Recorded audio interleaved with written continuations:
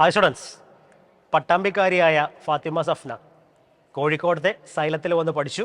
ഇപ്പോൾ മഞ്ചേരി മെഡിക്കൽ കോളേജിലെ 1ാം വർഷ MBBS വിദ്യാർത്ഥിനിയാണ്.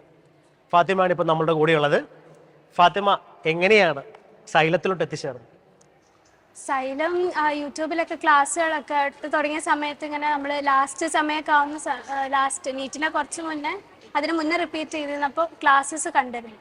അപ്പോൾ അത് ഇഷ്ടമായിട്ടാണ് അങ്ങനെയാണ് സൈലം ചൂസ് ചെയ്യാൻ കാരണം. പിന്നെ എനിക്ക് തിയറി അത്യാവശ്യം കുഴപ്പമില്ലായിരുന്നു. ക്വസ്റ്റ്യൻസ് ചെയ്യുന്നതിൻ്റെ പ്രശ്നമായ കാരണം പിന്നെ ന്യൂസ് പേപ്പറിൽ പരസ്യം കണ്ടു, ഇങ്ങനെ ഫീനിക്സ് ബാച്ച് ആണ്, 3 മാസത്തിനുള്ളിൽ ക്ലാസ് തീരും, പിന്നെ എക്സാംസ് ആണ് എന്നൊക്കെ. അപ്പോൾ അത് കണ്ടിട്ടാണ് സൈലം ചൂസ് ചെയ്യാൻ കാരണം. ഇങ്ങനെ ഫിനിക്സ് ബാച്ചിലായിരുന്നു. മോൾ ഇവിടെ വന്നിട്ടൊരു പഠിത്തത്തിന്റെ സ്ട്രാറ്റജി ഒക്കെ ഒന്ന് മാറിയായിരുന്നു. അപ്പോൾ മോള് വീട്ടിൽ നിന്ന് പഠിക്കുന്ന ആ ഒരു രീതിയിൽ നിന്ന് ഡിഫറൻസ് വന്നു കാണുമല്ലോ. അപ്പോൾ എന്ത് ഡിഫറൻസാണ് മോൾക്ക് ഇവിടെ ഫീൽ ചെയ്തത്?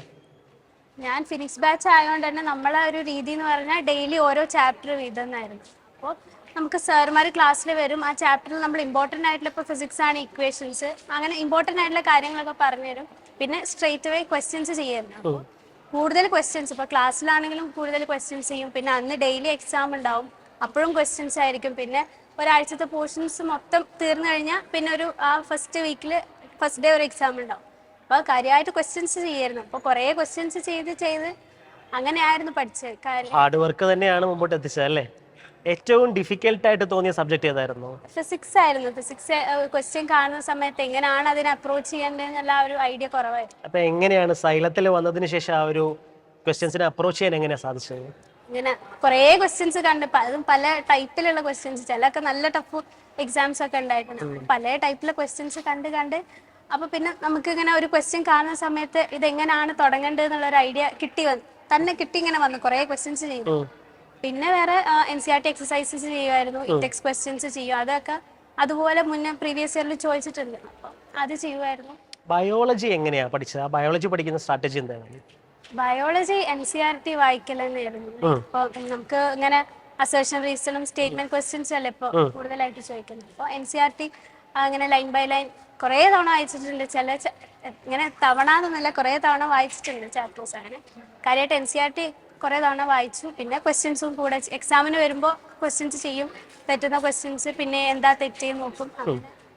ഈ നീറ്റ് പരീക്ഷ ഹാളിലിരുന്ന സമയത്തെ ഇപ്പം നമ്മളിവിടെ വർക്കൗട്ട് ചെയ്ത ചോദ്യങ്ങൾ അങ്ങനെ അവിടെ വന്നിട്ടുണ്ടായിരുന്നോ നിങ്ങൾക്ക്? അതേ പാറ്റേണിലുള്ള ക്വസ്റ്റ്യൻസ് ഒക്കെ തന്നെയായിരുന്നു. ഡിഫറൻസ് സെയിം പാറ്റേണിലുള്ള ക്വസ്റ്റ്യൻസ് ഒക്കെ വന്നിട്ടുണ്ടായിരുന്നു അല്ലേ? എങ്ങനെയുണ്ട് ഇപ്പോഴത്തെ ക്യാമ്പസ് ലൈഫ് മഞ്ചേരി? ഇപ്പോഴത്തെ ക്യാമ്പസ് ലൈഫ് സുഖമാണ്, നല്ലതായി പോകുന്നു, കുഴപ്പമില്ല. പുതിയ എക്സ്പീരിയൻസ് ആണ്, ലൈക്ക് ഡിസെക്ഷനും ലാബും ഒക്കെ പുതിയ എക്സ്പീരിയൻസ് ആണ്. ഇപ്പോൾ ഇവിടെ നമ്മളിപ്പോൾ എൻട്രൻസിൻ്റെ ആ ഒരു ലൈഫിൽ നിന്ന് എൻറ്റയർലി ഒരു ഡിഫറെൻറ്റ് ലൈഫാണ്. അപ്പോൾ സൈലം എങ്ങനെ ഉണ്ടായിരുന്നു? ഇവിടെ സൈലം അത്യാവശ്യം സ്ട്രെസ് ഫ്രീ ആണ് സംഭവം. നമ്മൾ ഹോസ്റ്റലാണെങ്കിലും നമ്മൾ എല്ലാവരും റിപ്പീറ്റേഴ്സ് മാത്രമുള്ള ഹോസ്റ്റലായിരുന്നു.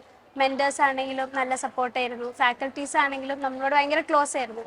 പിന്നെ നമുക്ക് ഡൗട്ട് ക്ലിയറൻസിന് ആൾ ഹോസ്റ്റലിൽ വന്നിട്ട് ഡൗട്ട് ക്ലിയറൻസ് സെഷൻസ് ഉണ്ടാവുമായിരുന്നു.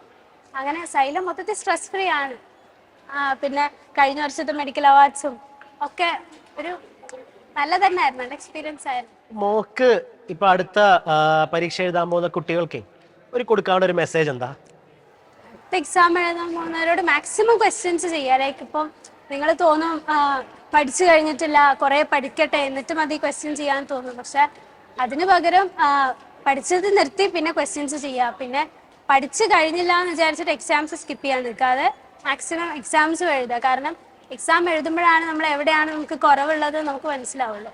പിന്നെ എക്സാം എഴുതുന്ന പോലെ തന്നെ ഇമ്പോർട്ടൻ്റ് ആണ് എക്സാം കഴിഞ്ഞിട്ട് അത് അനലൈസ് ചെയ്യുന്നത്. ലൈക്ക് എവിടെയാണ് തെറ്റുന്നത്, എങ്ങനെയാണ് തെറ്റ് വരുത്തുന്നത്, ചിലപ്പോൾ സമയം കിട്ടാനിട്ടായിരിക്കും. അപ്പോൾ ആ തെറ്റുകൾ മനസ്സിലാക്കാൻ മാക്സിമം എക്സാംസ് എഴുതുക, മാക്സിമം ക്വസ്റ്റ്യൻസ് ചെയ്യുക. പിന്നെ NCERT നല്ലോണം വായിക്കുക. അപ്പോൾ ഫിസിക്സിലും ഫിസിക്കൽ കെമിസ്ട്രിയിലൊക്കെ NCERTയിലുള്ള എക്സസൈസ് ക്വസ്റ്റ്യൻസ് ഒക്കെ കംപ്ലീറ്റ് സോൾവ് ചെയ്യുക. അതൊക്കെ തന്നെ, കുറേ ക്വസ്റ്റ്യൻസ് ചെയ്യാം. ടോട്ടലി ഹാപ്പിയാണ്. അപ്പോൾ എല്ലാവിധ ആശംസകളും നേരുന്നു. ഏറ്റവും മിടുക്കിയായിട്ടുള്ള ഡോക്ടറായിട്ട് മാറട്ടെ.